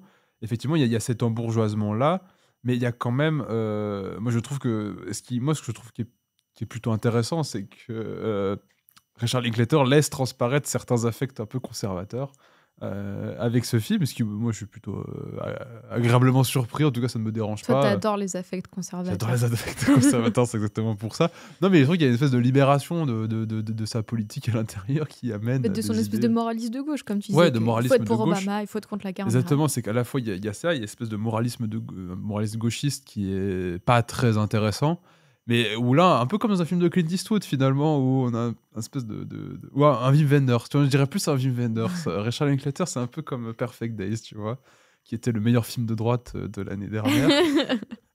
Regardez comme c'est beau de nettoyer Ah ouais, les toilettes, c'est vraiment. poétique. Ouais, après, avec un bourgeois, en plus, hein, qui décide d'aller nettoyer les Ouais. toilettes de lui-même. Hein. Il aurait pu ne pas, mais il a décidé que... Ils sont Voilà. gentils, ces bourgeois, des fois. Ouais, ouais. Et puis en plus, les shots, ils sont parfaits, quoi. Franchement. Et même pas besoin de le nettoyer. Limite, il n'y a pas besoin. C'est parce que ça a été une commande de la ville de Tokyo pour filmer ces Même quand les toilettes, gens c'est vrai. vomissent dans les toilettes, ils font ça proprement. Ça, non, mais ça, Ils sont c'est fort. sympas au Ouais, Japon, ça, quand ils sont même, hein. sympas. Mais par exemple, effectivement, on a un mouvement général quand même des personnages où ils rentrent dans le rang, comme tu le dis, avec le père, hein, effectivement, et qui rentrent par une famille extrêmement catho, américaine, hein, comme on peut l'imaginer. Qui ou aime pas les armes, qui Ouais, offre... pas catho, je ne sais rien, mais religieuse en tout Ouais. cas. Très religieuse, où il invite au baptême de l'enfant. Il dit c'est très important que vous veniez au baptême de l'enfant, baptême qu'on ne verra pas, hein, d'ailleurs. On continue sur la chrononormativité. Et par exemple, il y a une scène où le grand-père de sa nouvelle femme offre un fusil à Mason. Et là, on voit la scène arriver de « Oh mon Dieu, le papy réac qu'offre des armes à feu à mon enfant, alors que moi je suis un peu de gauche. » On voit un peu la scène arriver de « Oh là, t'as pas honte d'offrir des armes à mon enfant ?» Et non, pas du tout. Après, ils vont dans le champ et ils vont tous tirer au fusil. Et ils s'apprennent tous à tirer au fusil. Bon, ce qui n'est pas forcément adressé à un parti politique ou un autre, mais en tout cas, il y a ça, il y a cette idée-là, il y a le fait que... Oui, puis le père montre à sa fille comment tirer. Ouais, comment tirer. On pourrait supposer de ce qu'on a vu au début qu'il ferait cette scène-là, puis en fait, pas du tout. Il est même plutôt en train de jouer le jeu et d'être comme... en fait, comment dire ça? Il y a cette double scène où il y a le grand-père qui apprend à Mason et il y a le père qui apprend à Samantha. Ouais.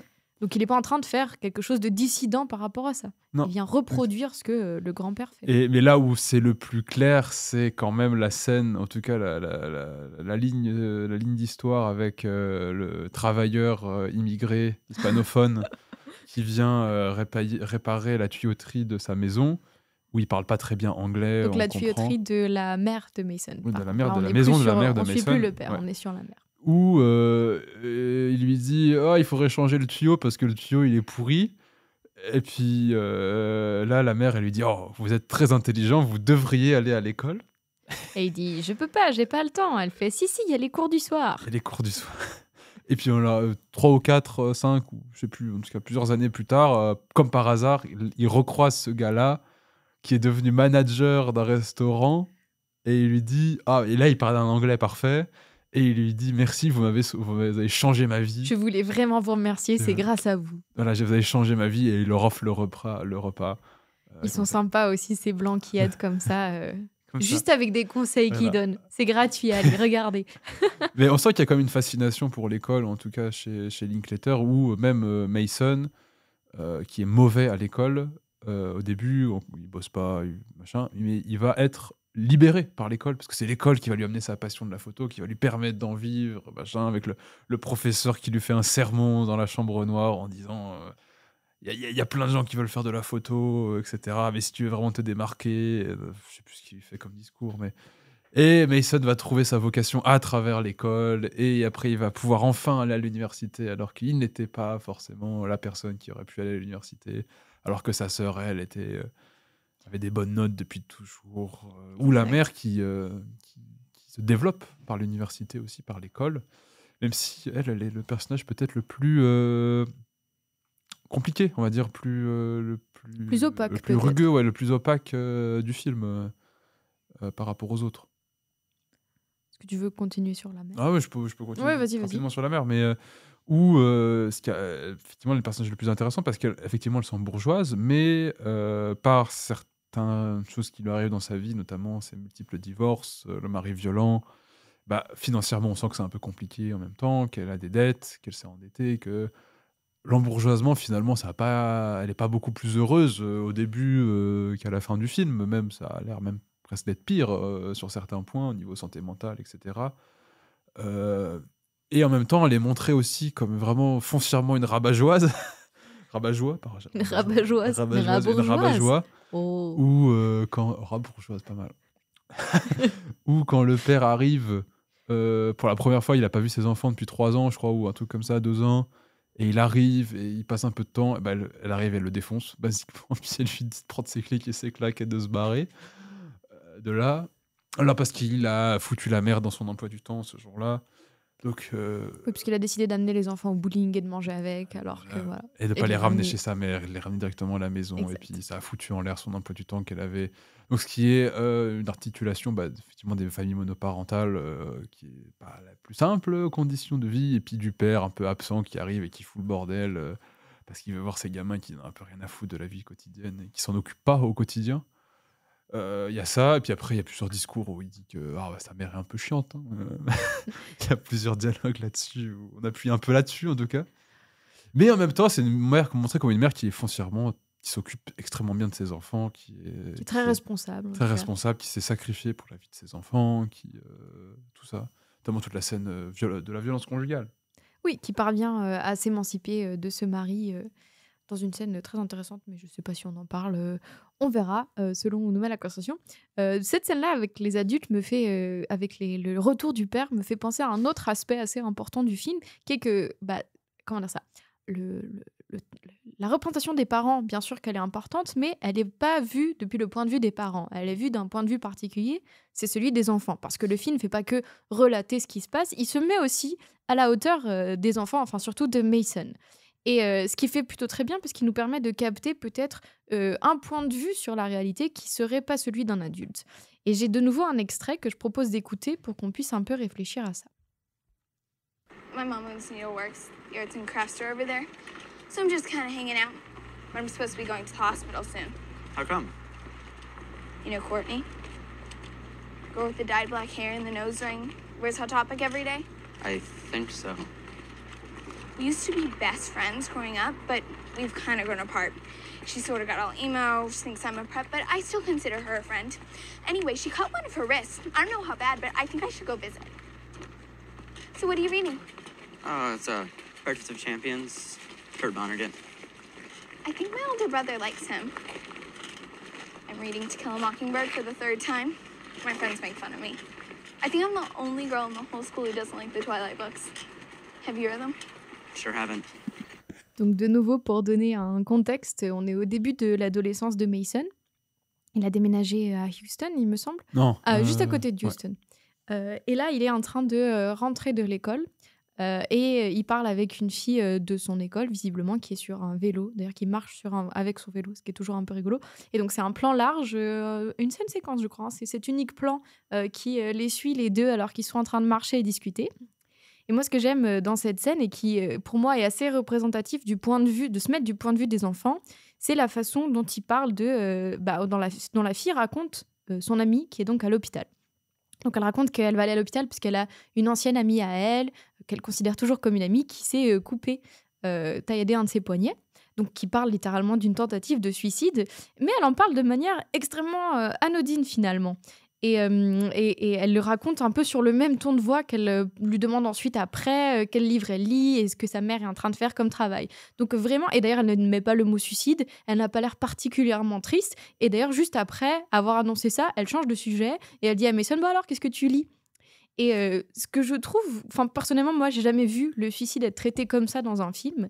Et ce que je trouve particulièrement peut-être juste, parce que le suicide tel qu'on le conçoit, c'est-à-dire ce truc qui est effectivement très grave, très triste, qui est chargé d'énormément de problèmes psychologiques, en fait, c'est un truc d'adulte, dans le sens où c'est les adultes qui le conçoivent avec cette gravité et qui le perçoivent comme ça. Pour les enfants, c'est quelque chose qui se passe, qu'ils comprennent pas nécessairement s'ils l'ont pas vécu, des trucs qui font partie du même quotidien que est-ce que tu lis les livres Twilight. Donc pour moi, cette conversation, elle est vraiment se mettre peut-être du point de vue des enfants, essayer de capter la façon dont ils perçoivent le réel. Et puis on comprend après plus ou moins qu'elle drague plus ou moins Mason à ce moment-là, où on sait pas trop...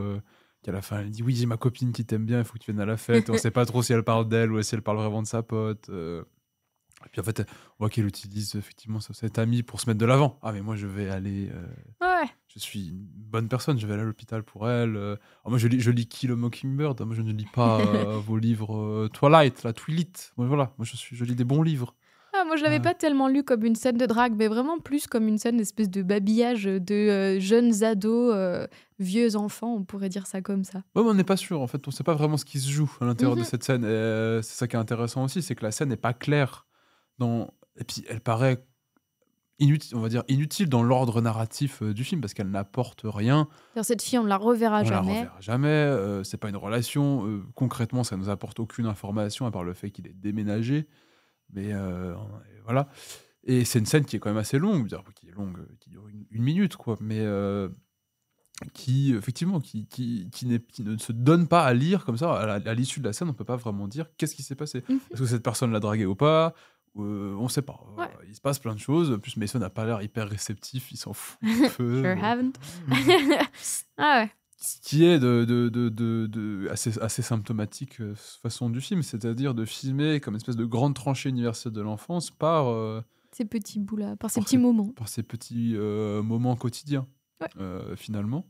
Et une autre scène qui est très emblématique de ça, c'est juste après que la mère se soit séparée du mari. où elle dépose ses enfants à l'école et Samantha est énervée parce qu'elle elle a pas pu se changer, elle a pas ses habits, elle débarque d'une nouvelle école, qu'elle s'en fout et que, bah, elle va être mal vue et cetera. Donc c'est vraiment des problèmes d'adultes, d'enfants, alors que sa mère, bah, se faisait battre par son ancien mari. Elle a quitté du jour au lendemain cet ancien mari et puis elle l'engueule, elle dit: «Mais je fais ce que je peux» et vraiment l'adolescente, elle non, ce qui l'intéresse, c'est, est-ce qu'elle va bien passer auprès de cette nouvelle école, auprès des Oui, ce qui nouveaux l'énerve, camarades. c'est de pas avoir pu se changer. C'est ça le plus chiant dans le fait Ouais. que sa mère a quitté son mari qui se bat. Ce C'est qui est ça. quand même assez étonnant et en même temps qui me paraît tellement juste. Ouais, pour une adolescente de cet âge-là, un peu en rébellion, en plus on la voit depuis le début du film un peu en rébellion avec tout le monde. Et ce qui est encore une fois le fait de vivre, de voir les choses du point de vue des adultes, ce qui colle aussi avec le fait de la guerre en Irak, qui n'est pas un truc qui est foncièrement politisé, parce qu'on la voit en fait du point de Du vue point de vue des enfants. des enfants qui entendent leur père raconter des trucs sur la guerre en Irak, mais bon, finalement, ils s'en foutent un peu. Comme le fait qu'on parle d'Obama, comment on en parle, c'est l'activité qu'ils vont faire avec leur père d'aller mettre des drapeaux voter Obama dans les jardins. C'est par là que ça passe, c'est l'activité dominicale avec le père. Oui, je suis d'accord. Il y a aussi d'ailleurs dans cette idée de différentes réalités selon la génération qui est encore un petit peu plus compliquée ou un petit peu subtilisée, où Richard Linklater, par une autre scène, une toute petite scène que j'ai repérée, vient aussi dire que dans la génération, selon ton milieu social ou ton éducation religieuse, eh ben, tu ne vas pas avoir le même point de vue sur les choses. C'est une scène dans la voiture du père de Mason, où il y a sa nouvelle femme, Annie, qui est en train de discuter avec Samantha. Samantha a un iPhone, d'ailleurs un assez vieil iPhone qui, d'ailleurs, je pense que c'est comme pour Facebook, introduction de l'iPhone, bam, sur juste ce plan. Elle est en train de regarder un clip sur l'iPhone, et ce clip, c'est pas n'importe quel clip, c'est le clip téléphone Oui, de Lady Gaga. Et Beyoncé. Et Beyoncé, exactement, qui est un clip justement où il y a beaucoup de... N'oublie pas Queen Bee. Je n'oublie pas Queen Bee. Désolée si je l'ai oublié, Queen Bee, j'espère que tu me pardonnes. Je sais que tu es fan de notre podcast. Donc dans ce clip, pardon, il y a notamment beaucoup il y a beaucoup d'occurrences au lesbianisme. Il y a une relation assez explicite entre Lady Gaga et Beyoncé. Et donc, Samantha montre ce clip à Annie, et la première chose que Annie lui dit, c'est « Ah, mais ta mère te laisse vraiment regarder ça ?» Ce qui paraît un peu rigolo parce qu'elle semble avoir comme 17-18 ans. Samantha, quand même, elle est assez grande pour regarder ce qu'elle veut. Et Samantha lui répond « Ah bah oui, elle adore ça aussi ». Et qui montre juste avec ces deux phrases ce petit décalage que Annie, comme on le sait, ou on le saura après On d'ailleurs. l'apprend après. On l'apprend après. Elle a été élevée dans un milieu plutôt religieux, conservateur. Donc pour elle, on ne peut pas aimer ça. Alors que Oui. pour sa mère, qui n'a pas été élevée dans ce milieu-là, c'est ok d'aimer Lady Gaga. Au point où sa mère offre à Mason une Bible, Red Edition, Oui, la mère d'Annie. oui, qui est la Bible avec tous les passages de Jésus soulignés en rouge, écrits en Oui, rouge. qui est ravie de lui Ouais. offrir ça. Attention, c'est la Red Edition, c'est pas n'importe quoi, c'est pas de la merde. Hein. En tout cas, ce que j'aimais bien dans cette mini-scène du clip, c'était cette mini-différence de perception en deux répliques de deux personnes qui ne viennent pas du même milieu. C'est ça. Et puis après, juste après, on a une discussion entre Mason et son père sur les Beatles, ce qui est un peu un parallèle entre l'espèce de la nouveauté du téléphone et il offre un CD Oui. à Mason, ce qui paraît un peu anachronique si on est déjà à l'époque de YouTube et de l'iPhone et de tout ça, où il offre le CD des Beatles, qui est son propre CD des Beatles, qu'il a remis. En fait, il a fait une compilation Ouais, de des tous chansons les solo solos des Beatles, c'est ça. de la carrière solo des Beatles qu'il a mis dans un seul album en disant voilà, ça c'est l'album ultime des Beatles. Oui, t'as raison. Et ce qui est intéressant, c'est que du coup, ça montre aussi cette espèce de coexistence dans une époque de plusieurs époques. T'as Samantha qui est plutôt tournée vers ce qui se fait dans la musique contemporaine, Lady Gaga, on parle d'aller la voir en concert. Et à côté, t'as le père qui est toujours sur les Beatles. Et pour lui, il dit d'ailleurs, c'est le greatest fucking bang ever. Ouais. Voilà, et pour lui, c'est ça, sa musique. Exact. Et ce qui montre une certaine. Parce que ce qui est intéressant de montrer, c'est que Richard Linklater s'intéresse vraiment à l'époque, comment filmer l'époque, on l'a dit plus tard, et ça passe beaucoup en fait par ces technologies-là. Et c'est quelque chose qui est aussi dans Apollo 10,5. Où Apollo 10,5, il y a énormément de place qui est donnée à la télévision, aux films qui passent à la télévision, aux séries qui passent à la télévision, aux jeux de société, aux marques, aux jouets, tout ça. Donc vraiment, saisir une époque, ça passe entre autres chez Richard Linklater par saisir matériellement ce qui occupe l'époque, et notamment la mode et le capitalisme, la mode et la pop culture surtout. Et ce qui est omniprésent en fait dans Boyhood, et ce qu'on disait, comment il arrive à aussi bien nous passer d'une époque à l'autre, c'est aussi en passant par la pop culture. Et ça passe notamment par la technologie, où il va montrer, il y a beaucoup de plans sur la télé, et notamment sur les jeux vidéo, euh, qui étaient déjà présents aussi dans Apollo 17. Il y a une espèce de fascination des enfants pour le nouveau jouet, etc. Et là où on va avoir des plans sur une Game Boy, sur un jeu d'ordinateur, sur Un une Xbox, Tamagotchi. un Tamagotchi, la Wii. Et en même temps, le jeu vidéo, c'est vraiment formidable pour ça, pour capter une époque, parce que c'est à la fois une innovation technologique et culturelle. Parce qu'un jeu vidéo des années 2010 ne ressemble pas à un jeu vidéo des années 2000, parce qu'il y a à chaque fois une évolution technologique de la console de jeu qui va faire une espèce de bond en avant, où même si on n'est pas familier avec le jeu vidéo, en le regardant, on va à peu près arriver à le saisir, en tout cas à une dizaine d'années près. Ça c'est plutôt un jeu vidéo des années 2010, ça c'est plutôt un jeu vidéo des années 90, à peu près. Ce qui est vraiment ce qui est fascinant, je pense, pour quelqu'un comme Linklater qui adore tous ces objets-là, et surtout qui montre aussi une espèce de fascination pour le capitalisme, qui a cette capacité à érotiser toujours des nouveaux trucs, et ça passe aussi par d'autres choses que la technologie. Par exemple, le plan sur le skateboard qui avait à 2 roulettes où on doit agiter les pieds pour le faire avancer, où il y a un des segments qui commence par un gros plan là-dessus, qui panne pour dévoiler que c'est le groupe d'enfants dont Mason fait partie. Mais encore une fois, c'est une mode, un skateboard spécifique qui est arrivé à une époque, qui a gagné pendant un an où tous les gamins devaient avoir ce skateboard-là. Où, encore une fois, il y a un gros plan dessus. Harry Potter, le nouveau livre Harry Potter, les enfants qui vont chercher leurs bouquins, Oui, dans etc. tout un événement organisé où tout le monde est déguisé, où il y a un quiz sur Harry Potter. Exact. Star Wars aussi, il y a plusieurs discussions sur Star Wars entre le père et son fils. Donc vraiment, je pense que ça aide, en fait, saisir l'époque, ça aide à la saisir par ces angles pop culture. Mais c'est aussi, je pense, une vraie fascination et une vraie documentation, en fait, de la part de Linklater, de ce que c'est de vivre dans un monde capitaliste qui est un monde de la marchandise et qui est sans cesse en train de se renouveler, qui est sans cesse en train de se ré-érotiser. On continue, et Lady Gaga, ça en fait partie. C'est aussi, je pense qu'il n'y a pas une opposition vraiment claire de Linklater de un qui est mieux que l'autre. Non, c'est que Lady Gaga, c'est l'évolution 30 ou 40 ans après les Beatles de la musique. Et maintenant, il y a une ré-érotisation de la musique qui passe par Lady Gaga et qui passe par un nouveau médium. Ce qui est rigolo comme mot, vu le clip de téléphone. Vu le clip de téléphone. Ce qui est intéressant à noter, c'est que c'est souvent montré en gros plan. Il y a un gros plan sur la Game Boy au début du film. Il y a un gros plan sur la Xbox, la manette de Xbox quand il joue. Sur le skateboard dont sur tu le as parlé, skateboard, sur l'iPhone dont j'ai parlé. C'est ça, et quand il joue à la Xbox, il joue à Halo. Donc il y a un gros plan sur la télé pour bien montrer qu'il joue à Halo. Donc pour les gens qui connaissent Halo, tout de suite, bam, ok, c'est le premier machin. Je sais pas si c'est le premier, mais en tout cas, il joue à 2 à Halo, ça veut dire que c'est cette époque-là. Bref.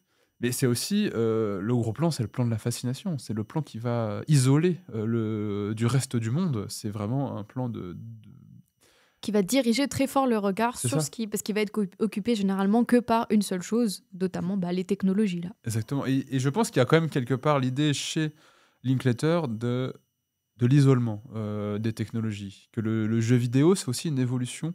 Quand on le compare à Apollo 17 où la télé avait une grande place, mais la télé, c'était aussi un lieu de rassemblement dans le film, où toute la famille venait à la télé, regarder la série, regarder le film, regarder l'alunissage de Apollo 11.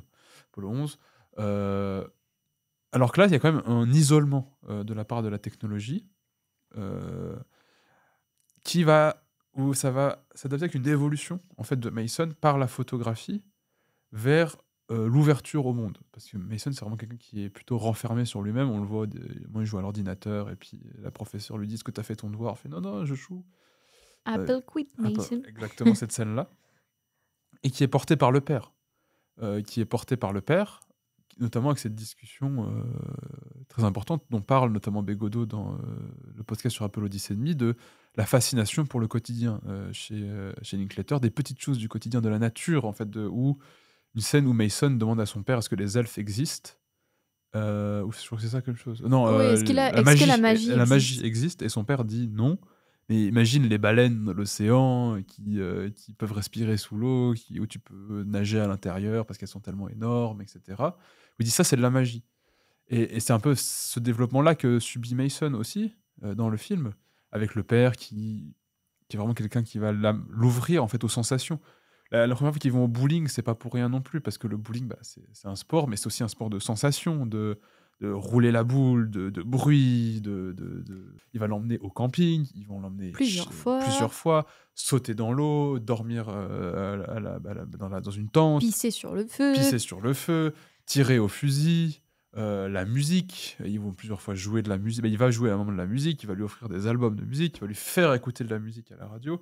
Donc c'est vraiment quelqu'un qui est dans l'ouverture à la sensation du réel, là où la mère est plutôt quelqu'un de très plus intellectuel, plus structuré, posé, qui va le pousser à étudier. Qui étudie d'ailleurs la psychologie, Qui étudie littéralement. la psychologie, littéralement. Et par rapport à l'époque, ça, il faut quand même le noter, c'est que c'est pas anodin. Je veux dire, c'est pas une obligation de filmer, de mettre autant de précision et d'énergie à filmer l'époque, ce qui constitue une époque et ce qui constitue le changement de cette époque-là. Et ça, Richard Linklater, il met énormément d'énergie là-dedans. Et ça, c'est pas anodin, ce n'est pas une obligation de le faire. Mais lui, c'est vraiment quelque chose qui le fascine.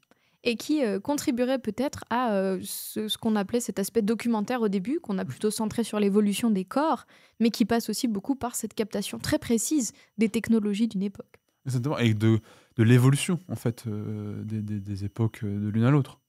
Oui, et d'ailleurs, pour parachever ce que tu relatais comme évolution de Mason vers l'ouverture vers le monde, le climax de ça, c'est quand même la dernière séquence du film, où Mason est parti à l'université. C'est le premier jour de l'université. Il a rencontré son coloc qui, avec 2 amis, lui propose d'aller faire une marche dans la nature. En mangeant des space cakes. En mangeant des space cakes. Donc, en plus, qui rejoint ton idée de s'ouvrir aux sensations, parce que qu'est-ce que ça fait, Ouais, les il space fumait cakes de Oui, la beuh. mais juste dans le sens, à ce qu'est-ce que ça style-là. fait, ça t'amplifie les sensations, en l'occurrence. C'était plus dans cet ordre d'idée-là. Ça modifie tes sensations. Oui, puis ça vient, en l'occurrence, entre autres, un peu les amplifier.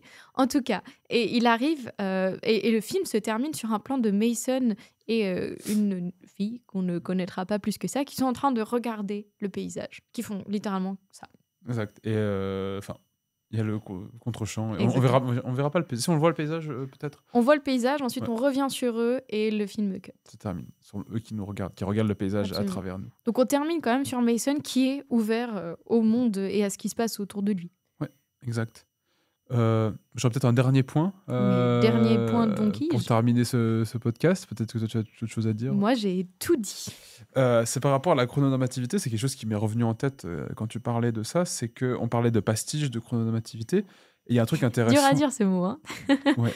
Et il y a quelque chose qui est à noter, à savoir sur Richard Linklater, c'est qu'il a fait 3 films en rotoscopie.